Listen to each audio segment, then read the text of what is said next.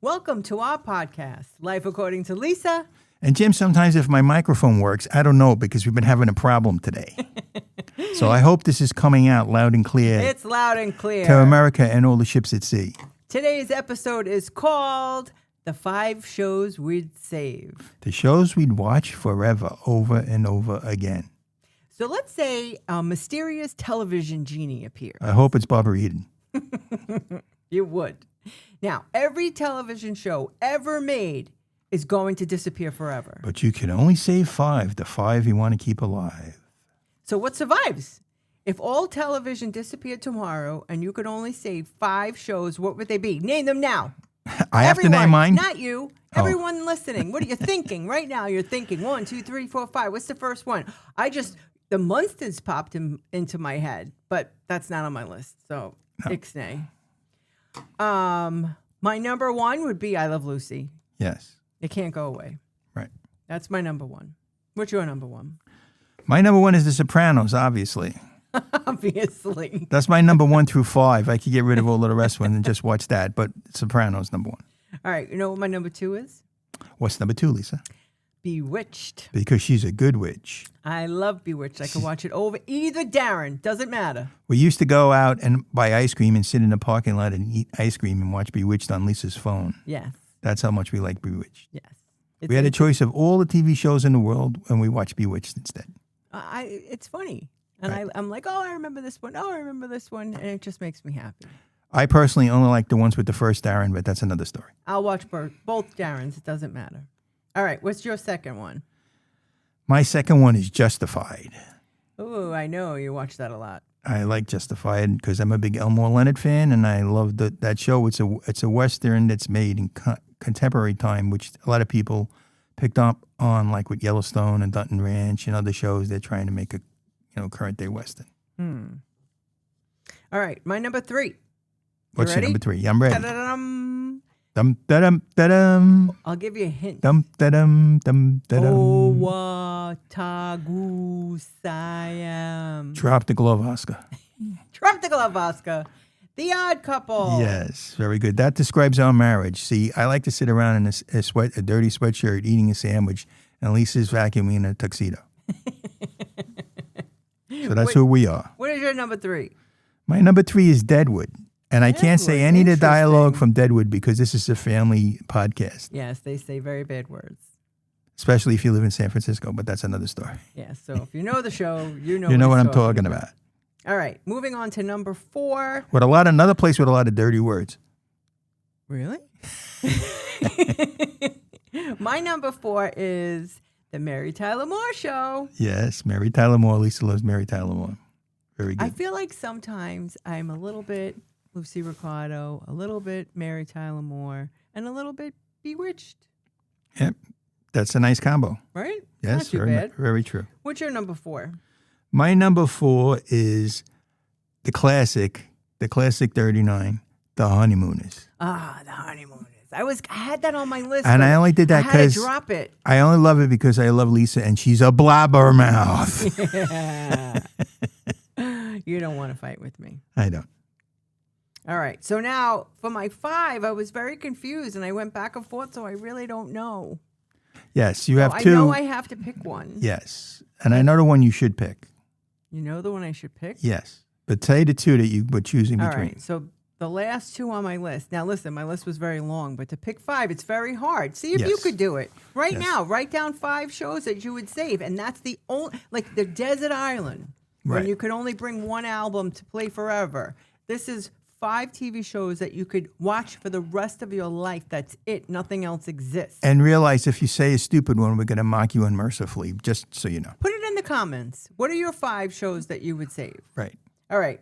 Hopefully it's not Saved by the Bell. I'm just saying. I don't know if I could watch that for the rest of my life. I can't even watch it once. All right. So I have 2 things here.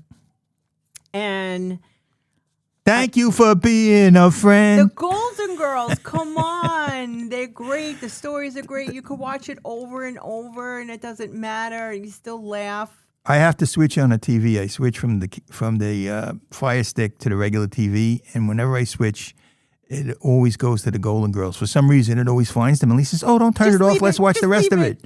Oh, I know this episode. I know this episode. Let me see the rest.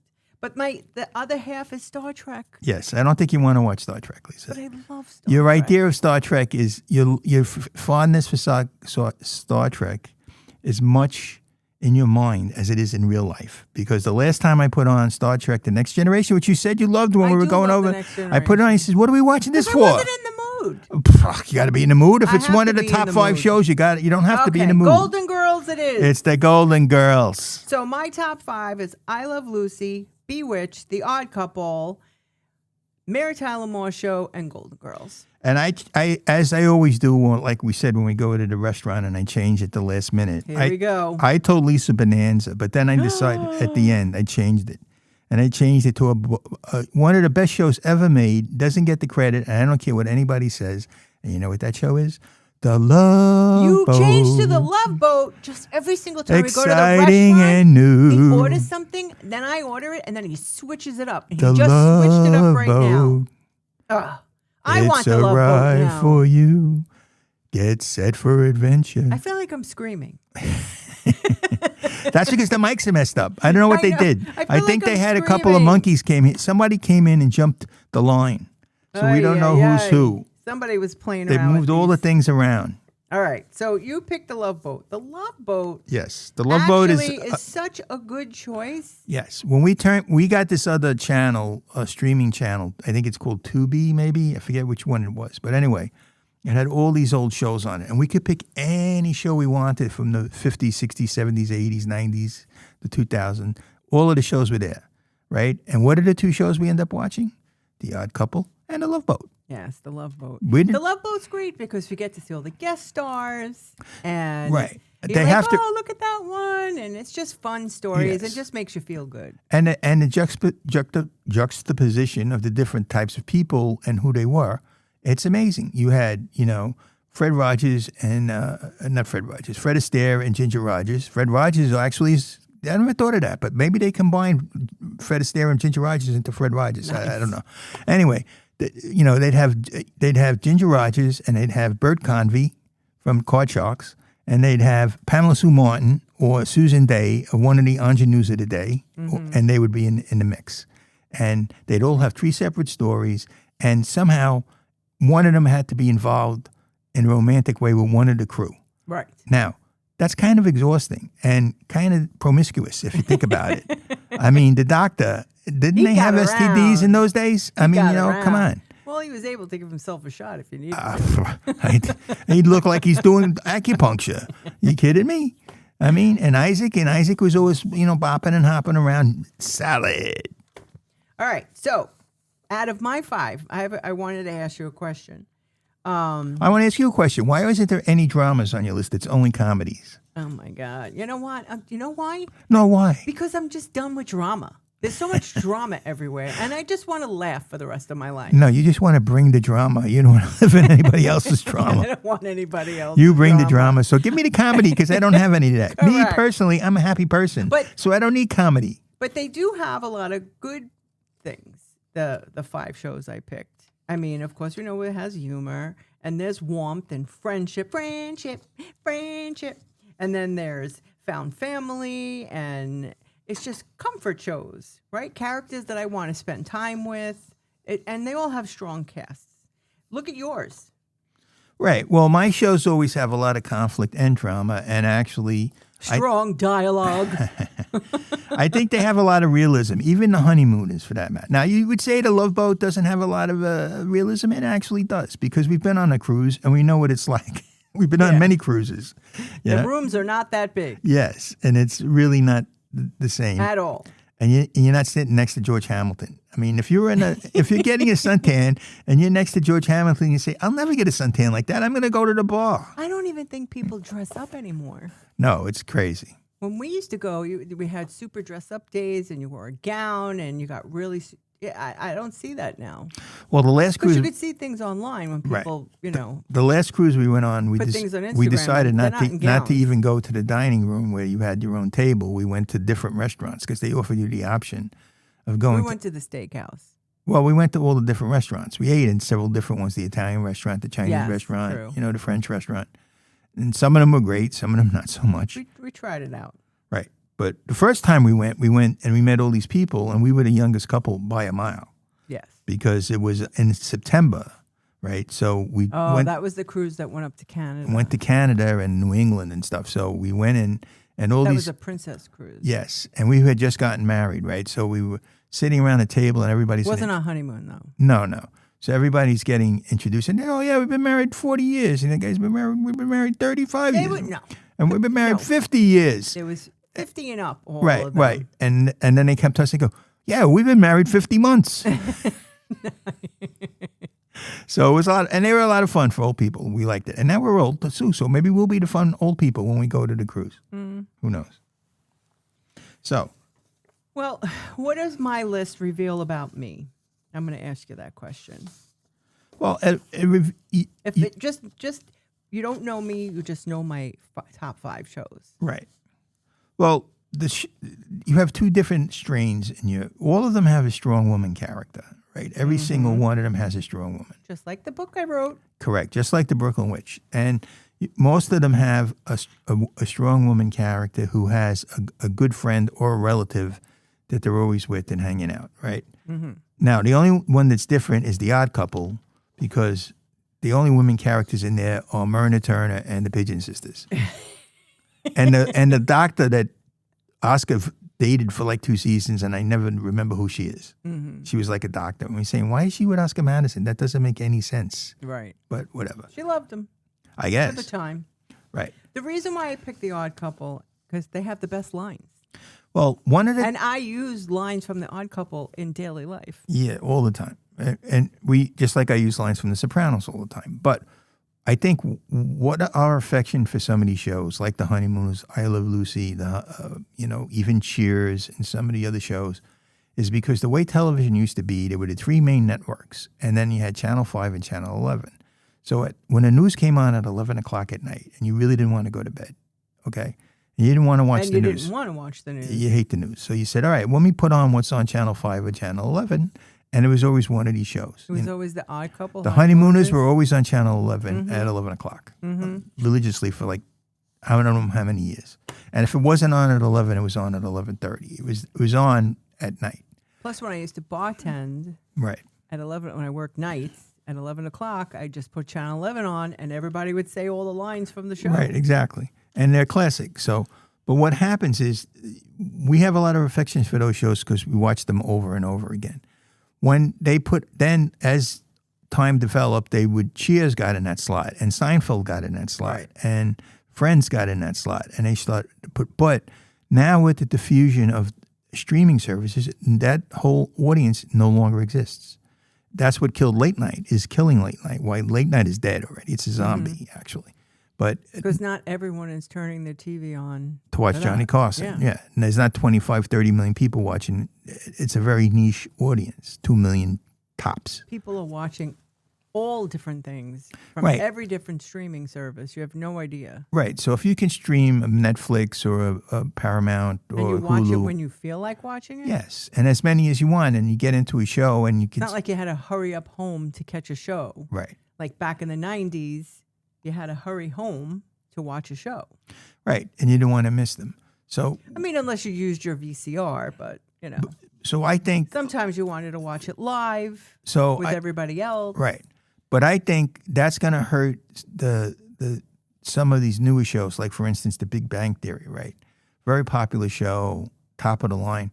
That would have been the show that would have went into that slot if it was still happening, but it's not. So it does show up on TBS, I guess, or different channels a lot, and I know it's always on in the barbershop when I go in. But you know what? I don't think it's going to have the same impact as The Honeymooners or I Love Lucy that we saw so many times. And to other generations, it's foreign to them totally. And I think they wouldn't know any ones we're talking about now. That's why when we went back in retrospect and talked about shows, we didn't talk about anyone before the year 2000. After the year 2000, pretty much. I guess The Sopranos were after the 2000. Now listen, speed round. Right. If you could save one show from my list and I could save one show from your list, Right. I'm definitely taking The Love Boat. Yes. What would you take? I would save The Odd Couple. Okay. Yes. The Odd Couple is one of my favorite shows of all time, and mainly because I watched it every night, practically. It was actually Channel 11 for a long time had The Odd Couple, and then The Honeymoon was one right after the other. So that was like amazing. I just wanted to talk about a few shows that didn't make my top 5, but almost did. Okay. Modern Family. Okay. Because I really enjoyed that show. Mm-hmm. Remember the first time I watched the pilot? Oh, that's a story. Okay, we were on the plane, and it was on. We were coming home from Florida. Right. So we had a we had 3 seats. Right. So I was in the middle, of course, and Lisa was at the window, and there was this short little guy sitting next to me. So now I had my headphones on, and I'm watching Modern Family for the first time. It's their pilot episode. Right. And if you watched Modern Family, you know that pilot episode was the funniest show you've ever watched in your life. Now, if you want to see a funny joke, what happened was I was talking to the guy next to me because I'm a very friendly guy. I talk to everybody. And I said, how you doing? He said, not too good. I said, I'm sorry. Everything okay? He says, not really. I'm going to die in 2 weeks. I said, what? I don't know any of this. And Lisa's laughing. Look at that, Jim. Look at this. I am laughing. He's holding the baby up. Look at that. It's the funniest thing with the cream puff on the airplane and the baby. And I'm poking Jim. I'm like, please watch this. I said, oh, Lisa, calm down. I'm talking to this guy. I said, and I have no idea why he man, won't put his headphones that's on. terrible. What's going on? And we had a lot of points of as real New York guys. Even though I'm Italian, Irish, and he's Spanish. We grew up in the same time, and we knew a lot of the same things. So we were talking, and I said, "That's terrible, man. It's unbelievable. How could that be?" He said, "Well, I got this metastatic cancer, pancreas, whatever." I'm laughing hysterical. Yeah, and Lisa's like doing a dance. Punching Jim. Right. Punching him. And I said, "Man, that's how I'm so sorry." He says, "No, don't be sorry. It is what it is. I got a bad break." I said, "So why are you flying? Where are you going?" He says, "Oh, I'm coming home. I had moved to Florida, and I got the diagnosis, and I want to go home." So when they bury me, they didn't have to come all the way to Florida and box me up and ship me home, Federal Express. I want to be home in my own church and the whole night. I said, "Oh, I'm so sorry, man. I'm so sorry." And I'm laughing and punching Jim the whole time. And she said, what's going on? I says, I don't want to tell you now. I'll tell you later, right?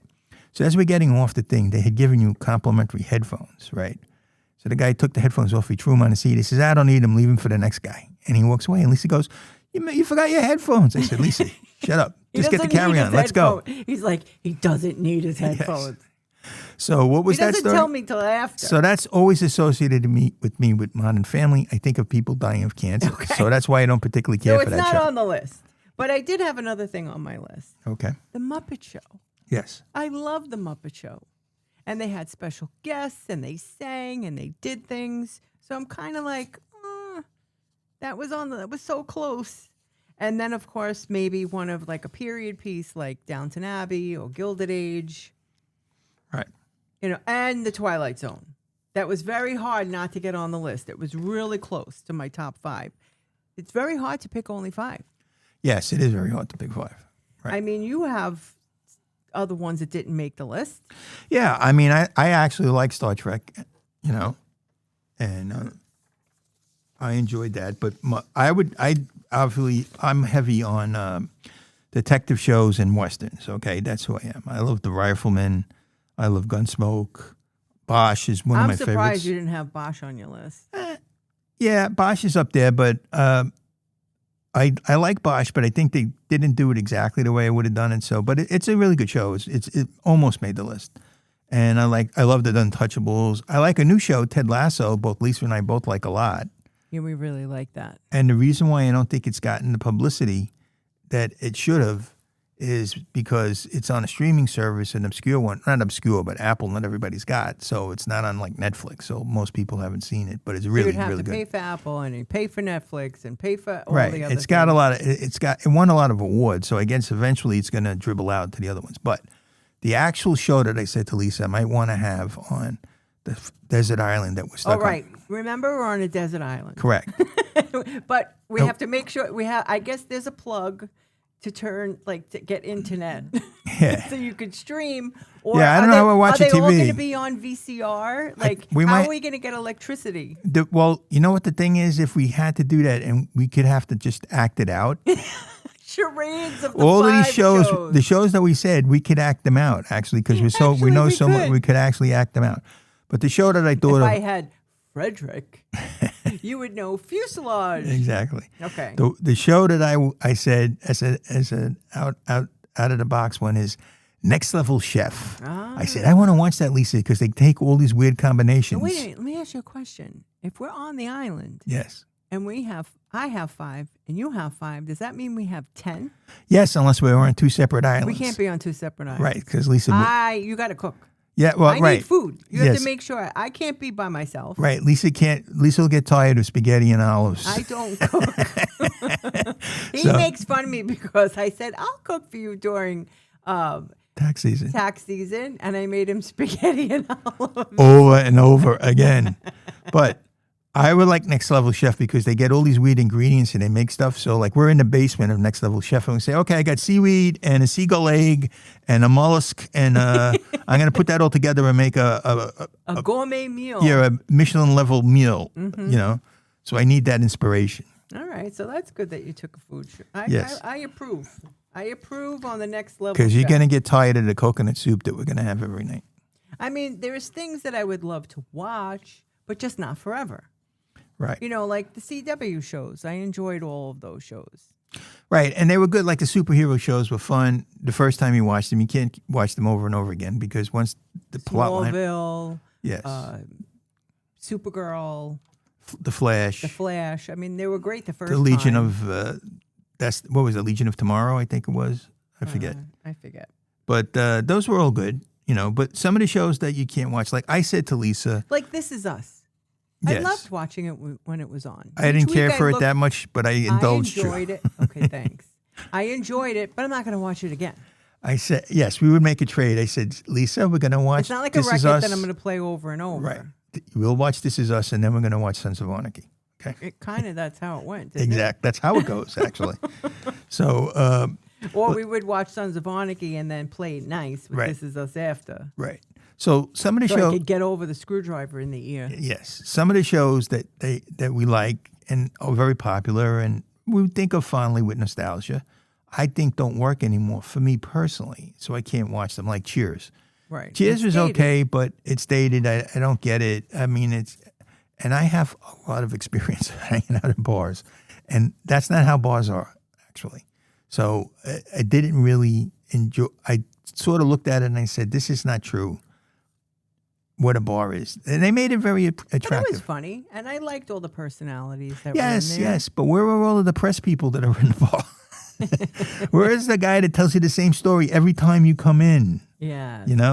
That's what I used to do. Where's the troublemaker? When I used to bounce from place to place to place. And whenever I go to a new place, there was always you would get buttonholed by somebody who would tell you their story. And it's usually pretty interested and well practiced. And you say, wow, this is great. And the next time you walk in, he'd go right to you and tell you the same story. And it's like, I already heard that story about how your wife left you and she threw your clothes on the lawn. I don't want to hear it again. So what I used to do in those days, I used to go and call sports phone. I said, I got a bet down. I got to check the score. And then I would get it and I'd go to the other end of the bar. So we said Cheers. Now, what about Three's Company? Now, that's dated too because of the premise of the show. Yeah, Three's Company would never survive today because the whole premise of the show was the guy pretended to be gay. Just so he could live with the 2 girls. Right. And there's nothing wrong. Obviously, there's nothing wrong with being gay, as everyone would say. Yeah, but that would just be normal. Yeah, it would just be roommates. Or men and women could be roommates, and it wouldn't Right. be a big thing.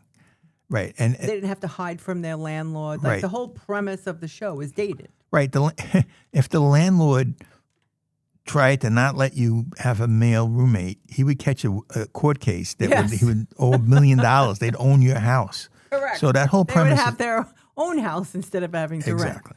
So that's not going to work. For right. example, another one is Charlie's Angels. I don't Sexist. see even when they made a recap, it just didn't fly for a lot of reasons. One of the reasons I didn't like Charlie Angels is this same caveat I have with a lot of shows, that you have these women detectives or operatives or whatever, and they weigh 90 pounds, but they're kicking the crap out of guys that are 250, 300 pounds. It's not how it works, okay, in real life, ever, okay? So I don't care how good you are in martial arts. It just doesn't work. So I also another one that I wouldn't like, not like, but I don't think it's going to work is The Untouchables. Untouchables. Wait, you didn't have that on your list, did Yes, you? I do have it on there. You have it on your list? I don't have it on my list yet. I like okay. The Untouchables, and I do watch it again and again, but what gets me upset is because Lisa says I'm a history buff, and then they take some of the characters and they use them in the story in The Untouchables, and they have Walter Winchell, who was a famous columnist at the time, and actually did have something to do in real life with criminals, and he introduces the criminal and gives his whole life story, and oftentimes it's not true. They just use one and they adapt it, and they leave a lot out, and so it's not really acceptable. Well, let me ask you a question. Is it the show that changed, or did we change? We changed for sure. Right? So a period piece works. Right. If it's brought to current day society, it doesn't work. Right. I mean, like, for instance, if you watch The Gilded Age, everybody likes The Gilded Age. It's great. And they're looking at it, and you can, even Downton Abbey, for that matter, which is closer in time, but still has a social milieu that you're looking at, and you're saying, wow, I understand. I want to think. I watched that multiple times already. Right, but the whole idea of the servants and the lord and the ladies and all that. But it's that time period. Right, and what happens is that we're accepting of that, and Westerns as well. Mm-hmm. There's been a trend in Westerns that I highly approve of, and that they became so much more realistic. A lot of the Westerns back in the 50s and 60s, when the Western was the dominant show on television, right? They're not anymore. Occasionally, there's one or two Westerns. There used to be 10 or 20 of them. Every other show was a Western in the 50s and 60s. So it wasn't really true. The guys always wore the same clothes, and they were always pristine, okay? But now, when you see a show like American Primeval, which was the story of the Mormons and the wagon train, or even 1888 or the one from Taylor Sheridan, they really showed what it's really like. Right. And as the saying goes, that was really good. Life was nasty, brutal, and short. Yeah. It wasn't clean. It wasn't the way they showed it in Gunsmoke or the Bonanza. So they were really pioneers. It's really much more realistic. So I really like that. Not everybody does. They want the more idealized Western. So I changed. I found more like even the mafia shows, right? When you watch a show that has a mafia character in it, all right? I always knew it was ridiculous because I actually knew actual mafia guys. So when The Sopranos came in, I said, holy cow, they're showing what it's actually like and who they're actually like. That's amazing. Mm-hmm. And that's why it holds up to this day, and I think it will always hold up. Well, what about Entourage? Right, Entourage. We loved Entourage when it was on. Yeah, we watched Entourage every week. I'm talking about, like, if we brought that show back, would it work? So we're saying period pieces would work if we brought them back. Right. But, The Honeymooners, The Odd Couple, they were done over, and they were terrible. Right, because they put the Honeymooners in present day. Correct. If you analyze the Honeymooners, almost every episode was a get-rich scheme, and Ralph and Ed were trying to make something where we would make $5, pretty much. So every show was like a scheme to make money of one sort or another. Right. So it just doesn't work. It doesn't translate. If they made the Honeymooners going back to that period of time, maybe they have a shot. So that's why I'm saying period pieces work in their time. But if you bring it to current day society, it doesn't work. Entourage could not be done. Right. Like, just to talk about one of my books, I wrote a book. I'm currently in the process of writing a book about Carroll Gardens. And I said it in the year 2016.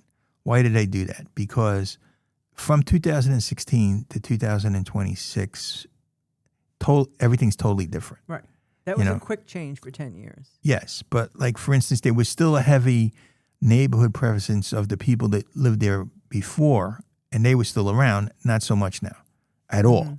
So it's a totally different world, So you can't do a period piece and then try and update it to the current day. They tried it with the Honeymooners. They tried it with The Odd Couple. It just doesn't work. I mean, you have cop shows. I don't think Kojak would work. I don't think Beretta would work. Yeah. Starsky and Hutch wouldn't work Yeah, if we brought it into this time. Yeah, Kojak wouldn't work. None of that's going to work. None of that's going to fly. And they tried WKRP in Cincinnati and it didn't work. Right. Because radio stations don't exist either. They'd have to. You could make a show. All right. Here's an idea for you. If you're listening, Bill Lawrence. I'll throw this out for you for free. So you can take this idea, make a show, we want to work on and then it. make our show. Yes. Okay. So what are you going to do? You're going to do a show about a podcast. All right. Why don't you do a show? You could totally do a show about a Joe Rogan type guy. Okay. Who's like with all the things that Joe Rogan represents. And he's doing his podcast. And then you could have wacky people coming in to be guests on the podcast. And you'd have a couple of different people as working on the podcast. That's a show. Just don't do anything for Thanksgiving. Well, Joe, there's turkeys flying in the air. Right. No. The line is, Lisa, as God is my witness, Yes. I thought turkeys could fly. That's right. That is the line. Now, of course, Joe Rogan would say, as God is my witness, I thought elk could fly because he's always eating elk. So, yes. But I'm just saying, you could do, it doesn't have to be Joe Rogan. It could be Theo Vaughn. It could be, the girl from Yes Daddy or whatever. Any sort of a podcast would work, and you would do a show as KRP. That's what's new. Radio stations as it's set up doesn't exist anymore. All right. Let me ask you another question. Yes. And on your list of what you would save, while we're on the island, we Yes. get to bring one character for dinner. Right. Okay? One character. Yes. So I was thinking about this, and I changed it up. Like We each made a would list. I bring Lucy Ricardo? And I'm like, I don't know. Would I bring Mary Richards?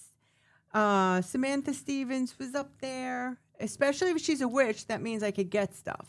So if she comes playing the character that actually works, where she could just tweak her nose, and I could get something, then Yes. she's my number one. But I Right. don't think it would work that way. Right. I would pick Rhoda because I'd have so much fun. We would laugh hysterical. Okay. That works. You'd probably want Tony, right? Well, no, I wouldn't want Tony Soprano. Absolutely not. You think Because he's gonna kill you? he'd kill me and eat me. So I wouldn't want Tony Soprano. Actually, I would pick a guy from the Sopranos, and that's Paulie Walnuts. Oh. Because I actually had a guy who was exactly like Paulie Walnuts. He used to come to our house to have dinner all the time. So I know how to deal with him, and he's a survivor, and he would help us survive. Okay? But he's actually the guy I would also, the guy that I would probably pick is Horst Cartwright, because he'd be a worker. He'd do whatever it He'll takes. help you out on the island. Yes, and he knows how to live in that era when you didn't have all the electronics and everything. So I think Horst Cartwright, and he's always happy. Yeah, that's why I was going back to Samantha Stevens. If she could do the witch stuff and fix things for me. Right. Like I would love a sofa here. And all of a sudden I have a sofa instead of, something made out of bamboo. Yeah, I think the way I would look at it, I think Samantha Stevens is a great pick if she can act, or Genie, right, from I Dream Well, of I Jeannie. didn't have I Dream of Jeannie on the list. Right, so it has because to be she Samantha. could zap you right back to your house. And if I need anything, she could, call Dr. Bombay. I mean, she could just do anything. Right. Have a splinter. Right. So I don't know if you would, that's cheating, I think, a little bit. That's like we talk about using magic to cheat. So you got to pick somebody that's not going to, be like that. So you're not going to pick Sophia from the Golden Girls because she just complain all the time. No. Right. I mean, who would be the worst dinner guest? Felix Unger. No, he would help make the dinner. No, if you made a dinner, Felix Unger would just complain and turn his nose up and be very snotty. I wouldn't like Felix Unger. Oscar would be much better. He'd eat whatever you put in front of him. Oh, what is this? Seagull? This tastes great. Put a little mustard on it. It's good. Well, I'm looking here and I'm thinking, out of all the characters that are in my 5 shows, I probably wouldn't want Fred Mertz to come, only because I read the book. Yes. And also his character is very annoying. What was the name of the book again? Meet the Mertzes? Meet the Mertzes, yes. And I don't think I'd want it, because I think his real personality bleeds into Fred here and there. Yeah. I don't think I'd want They to hang used out it. Well, with him. what the writers did was they wrote it to his personality. And I think if Myrna, from Penny Marshall's character, Myrna from, Turner. The Odd Couple, she would drive me insane. Yeah, she would strangle her after a week. I'd be like, stop talking. Right. I have that disease that I can't hear people chewing. Imagine listening to Myrna the whole time. Right. But Murray could come. Murray would be fun. He would be a fun. Yeah, he'd be fun, but he'd be kind of useless. I mean, he wouldn't be able to do anything. What, these are if he comes as his character. Right. But you're saying who are the people you don't want? This is what we're talking about, right? Well, I wouldn't want Mrs. Kravitz from across the street. She'd just be annoying. Did you see that they ate 2 coconuts yesterday? Now, I have a couple I wouldn't like. I wouldn't like Mr. Wu because he would from Deadwood because he'd feed me to the pigs, and I don't want that. Dead. Okay. You'll be dead. I also don't want Adam Cartwright because he's insufferable. Okay, Adam Was that Cartwright. the one that's in black? Yes, Pernell Roberts is explain what an idiot he is, and he would be quoting Shakespeare as we're trying to find something to eat, and I'd hit him over the head with a piece of driftwood. We talked about him in episode 13, if you're interested. And I don't think I would pick Tony Soprano either. Well, we said he would kill you. Yeah, I mean, he just doesn't have enough patience. He would just lose his mind. He'd be smacking you in the head. Yeah, and would you really want to cook dinner for him? No. What if it's not perfect? What if he throws it across the room because he got angry? Yes. Because a crab bit his toe. Yeah. Yeah, I also find Norton kind of annoying too. I mean, stupidity is cute when you're watching it on TV, but if you have to deal with it every day, I don't know. Well, we have these television. Did you have a television crush, Jim? Here's the problem we had. When we started to write this out and talk about it, Lisa had like 2 and I had like 17. So she got very upset. Because I can't believe it. I said, listen, before I met my lovely wife, I was a very lonely person. So most of my crushes were on TV. Thank God. Because you had other people that you didn't list. Which I could just reel off if you want. There's so many people. Well, look, who's the one? Number 1 is Angie Dickinson from Policewoman. Right. You say that all the time. Yes. And I love Barbara Eden, of course. Major Dad, the show, what's her name? From Designing Women. That was another show. Oh, Delta Burke. That I could almost watch over and over because I love Designing Women and I remember all of them and I have watched it multiple times. Right. I was teetering with that one. Delta too. Burke as another one. You love Delta Burke. Yes, because she looks like you, sweetie. Oh. So, and then I also like Marilyn Munster. I'll throw one in there that this is another curveball that Lisa has no idea who this is. Uh-oh, here we go. Sherry North. You have no idea who she is? No, I don't. Okay. She's older.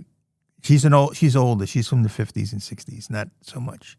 She had one role in the 70s on Mary Tyler Moore when she was Mr. Grant's girlfriend for like 2 episodes. I don't even. You have no idea who I'm talking about. I understand. And I watched the Mary Tyler Moore. I get it. I know. Maybe if I saw her face. I probably wouldn't recognize her at all.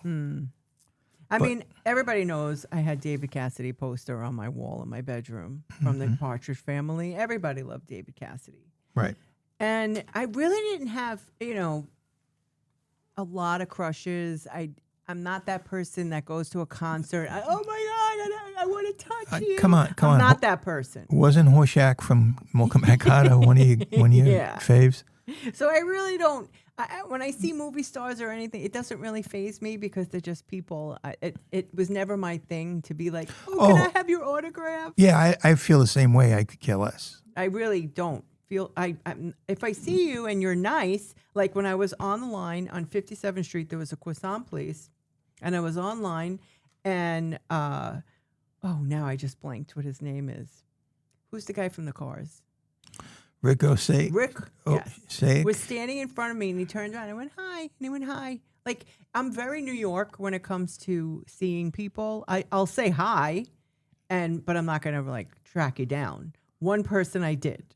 Yes. person. Lisa's favorite guy. I was standing on Broadway and somebody passed me by and I was like, was that Aidan Quinn? Now, Desperately Seeking Susan. Was that the name of the show? Yeah. The movie? The movie, yes. Just came out, and he walked by me, and I was like, was that Aidan Quinn? Because I loved Aidan Quinn. Yes. I followed him for blocks all the way into the... Because he kind of looked like your dad. I don't want to say anything. Oh, man, really? That's what you're going to do to me now?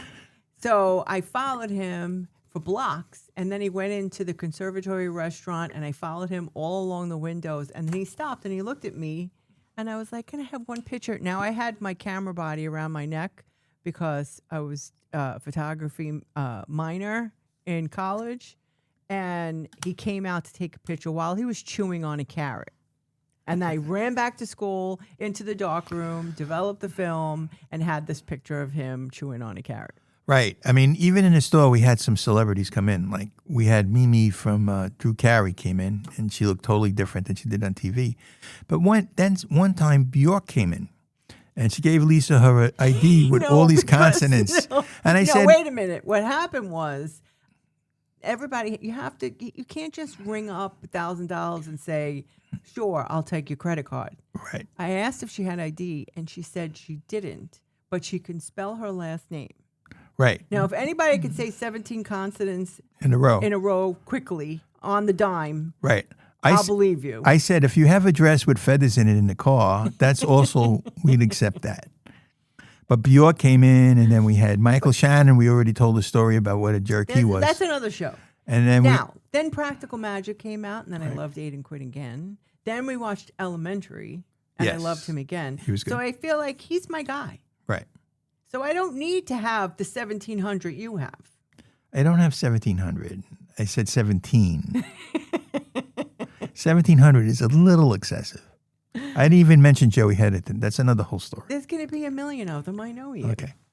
So right, let's continue. Move on to the next thing. Something fun. Everybody's going to start thinking and singing for the rest of the day. So if you have earworms of your favorite song, sorry now. I'm saying I'm sorry now. Because the theme song Hall of Fame is... We have a whole bunch of songs here. When I say the Mary Tyler Moore Show, can you hear the music? Then it.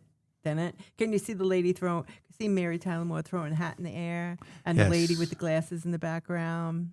Right. Theme songs are a thing of the past now. They don't really have them as much. Very seldom do you have a theme song. Usually the opening credit. The theme song. Yeah, the credit is like 10 seconds, and that's it. They don't. Really if it's like Game of Thrones, it's just like orchestra. There's no song that you sing along with. You sing along with the Golden Girls. Yes. Everybody sings that song. Yes, that's a great one. I also like the one on The Sopranos, obviously, Right. That's a good one. The Love Boat. Everybody sings The Love Boat.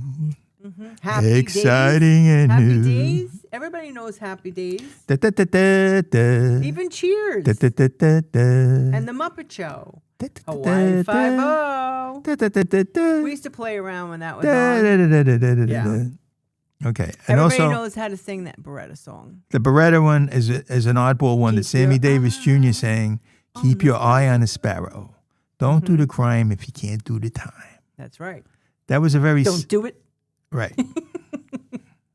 And Gilligan's Island. Yes, everybody Dun, sings dun, along. dun, dun, dun, dun, dun. Everybody knows that one. Yeah, because the older ones, they did do that. They made the songs What about fun. Dad, Will, and Holly on a routine expedition? Met the greatest earthquake. They're rebooting that, Yes, I'm proud to say I've never seen one of those episodes. Are you kidding So me? I'm going to watch it with Lisa when it comes With out the again. Slee Stack? Yeah, not my thing, sorry. I sweetie. can't wait to see the reboot of this. I would watch Haystacks Calhoun on Lucha Libre Professional on Channel 47. But I feel like these theme songs just take you right back in time, right? You remember all the words. Right. When you hear that theme song, you immediately want to watch the show. Yeah. Like, put it on. I want to hear it now. Or you sing it for the rest of the day. Right. And they're popular. Like the Peter Gunn, I have a soundtrack on my soundtrack. I have a channel. Yeah, on your 8-track? Yes, on my 8-track. I have a channel on my what's that show? That YouTube? No, they're the one Pandora. Spotify? On Pandora, I have one called Peter Gunn, and it has all, the openings to different shows. Mm-hmm. And it has all of that, and Peter Gunn is one of them. And actually, a lot of rock bands have covered that. Peter Gunn is an unknown classic. I love Peter Gunn. Actually, I wanted to be Peter Gunn when I grew up, but it didn't work out. Aw, you're Jim Dolan. It's okay. I wanted to wear a shiny sharkskin suit with a very thin tie, go to a jazz club with a beautiful singer that sang every day, and drink whiskey and hang out and solve crimes. But Instead, I'm doing a podcast in Oceanside with my lovely wife. Nice. Let's jump over to the greatest television marriages. Ooh, that's a good one. That's a good one, right? Now, of course, Lucy and Ricky, Yes. even though we know in real life what happened, but television marriage, they had a great marriage. Lucy, I'm going out to get laid. What the hell? Lucy, I got a girlfriend. What is that? My Chiquita banana. Jim, stop. What are you doing? You're out of Oh, control. sorry. Mute. Let's go back to something nice, like Okay. Rob and Laura Petrie. Oh, there you go. Put on those capri pants. Right? Yes, I have the Rob imitation down pat because they always, when I come into the house, I always trip over the ottoman. So I do a Dick Van Dyke impression, and he's actually 100 years old now. What about Samantha and Darren, and then the other Darren? Yes. They were not worthy of Samantha, unfortunately. Neither one of them. They had to do better. And they couldn't make it. They tried this a couple times, I think, or at least once. They made a movie of Bewitched, and it was failed miserably. And that's because of the genius of Elizabeth Montgomery. No one can carry her. I don't care. Impossible. Nicole Kidman did it. Yeah, no. It just, Elizabeth Montgomery is, that's it. That's something that you can't redo. You can't redo that. So, Well, I said Bob Newhart and Emily Hartley, right? you love them. Yes, because he was very. It's kind of like us. He was very calm and not so crazy, and she would always give back very smart and witty responses and stuff. And that's Lisa. Nice one. What about Georgette and Ted Baxter? Yeah, they're fun. I like fun. Georgette. Was probably the sweetest character ever on television. I think She's so. very nice. But she always knew how to handle Ted. Yeah. Yes. Well, And he was a complete narcissist, but he really loved her, and I know. they were a good couple. They were. And what was funny, the subtext to that was, they loved each other and they had a good marriage, and then Mary could never find anybody. I know. Or Rhoda, for that matter. She married the guy and they got divorced within a year. She was married to Joe. Yeah, and they got divorced. Mm-hmm. They lasted like 2 years. I don't even think that show lasted more than 2 seasons. I don't remember. I don't remember. But my favorite, Fred and Wilma. Ah, the Flintstones. Hear that song in your head. It's the Flintstones. Have a yabba dabba do time. Yeah. Yabba do time. Love it. All right, let's talk about the greatest television friendships. Right. So we said, of course, Jim, the first thing that came out of Jim's mouth. Two of them came out. I said immediately. I said Barney and Fred. Barney Rubble and Fred Flintstone. And then I said, this is a point of contention. I said Yogi and Boo Boo. And Lisa said, Boo Boo is his son. I said, no, he's not. They're not friends. I was Father irate. and son. They're not. They're best He friends. went crazy on me. No, Boo Boo is his. Lisa and I always call people their Fred because we knew this guy that owned a restaurant. And he had this guy that was his yes man, Fred. And whenever he said, Fred would say, yes, that's right. Right. So Boo Boo was Yogi's Fred. Whenever he did, your Boo Boo said, oh, we're going to get the picnic baskets. We're going to get the picnic baskets. Right? Yeah. So Boo Boo, they were two of the best friends. You got to stop saying Boo Boo. I'm getting flashbacks. Right. Because then Boo Boo had a daughter and it became Honey Boo Boo and we lost our show and she took our time slot. She took my time slot. Took my time slot, Charlie. Okay, then you have, of course, who else, Lisa? Well, Ralph and Ed. Right. They were great. Ralph Crandom and Ed Norton. Mm-hmm. And Mary and Rhoda. I had Mary and Rhoda, Lucy and Ethel. Friendship, right? Yes. And, of course, Oscar and Felix. You have to have them. Yes. They're the ultimate. And then I think Ted Lasso, if we're going to do something contemporary, I would say Ted Lasso and Coach Beard. Yes, that's a very good combination of best friends. I love the way they finish each other's lines. Like, that's how... Yeah, Coach Beard is a very, very interesting character. And as he's a great character. As the seasons go on, you learn more about him. That's crazy. Great. But we actually have a character like that in Brooklyn Witch, don't we, Lisa? Yes, we do. Because I think Speranza and Sean... Oh, the great marriage. The great marriage. We show the great marriage in that, and with Speranza and Sean. And the great friendship is Speranza and Ginny, her best friend that she grew up with from grammar school, to her, and now into their late 50s, they're still friends. So Yeah, I mean, that's true. I mean, they would rather hang out with each other than anybody else. I do have another crazy question that I want to ask. Okay. We didn't say the part where you always say go to thebrooklynwitch.com if you want to pick up the book, The Brooklyn Witch, to read about Speranza and Sean and their marriage, and Speranza and Ginny and their friendship and everything else that happened. I'm sorry, Lisa, I failed you. Yes, you did. And what network would we want if we had the TV series, when we have the TV series, The Brooklyn Witch, when it is a TV show, which network would we want it on? We want to be on Apple TV, and we want Bill Lawrence to do it if at all possible. That would be a happy place. You hear that, Bill? We're calling you out. Contact us. Yes. Go to thebrooklynwitch.com. I really like Taylor Sheridan's work. I watch all of his shows, but I really don't want him to make The Brooklyn Witch. It'll be too violent. No, I don't think so. We don't really want the fairies will be hatching each other. Yes, that's not for us. Or Kurt Sutter or any of those guys. No, I don't want it to be violent. I want it to be drama with humor, because it has humor. Right. And we talked about that. How a lot of the shows carry humor too, and that works. So let me ask you a question. What if you had to answer what TV shows defined your childhood? What would they be? TV shows that defined my childhood. Yeah. Well, I would say Abbott and Costello. Do you remember? We used to. I think it was 11:30 to 1 o'clock or 1 o'clock. I can't remember now, but it was Channel 11. PIX had Abbott and Costello on every day. Mm-hmm. What am I saying? You give me these papers. Okay, what are you doing? Because you got here. Yeah, I was just getting to that. All right. This is real life behind the cameras, all right? He was driving me crazy. I couldn't concentrate. She can't let me do what I'm doing. She has to control everything that I do. So I'm turning the page. Fumbling. I wasn't turning it fast enough. Fumbling. I was looking at the page as I was turning it to say, did we cover all of that? That's what we were doing. Abbott and Costello, please. What about them? How did you Who's watch? on first? I mean, I watched it every Sunday. What I liked, I liked. They did a movie every Sunday. Right. Well, I liked the $1 Million Movie. When I would come home, I really would watch so much of the other shows. Channel 9 always had the $1 Million Movie, so I liked that because they had all the gangster movies with Humphrey Bogart and Jimmy Cagney. They had really good movies from the 40s and 50s.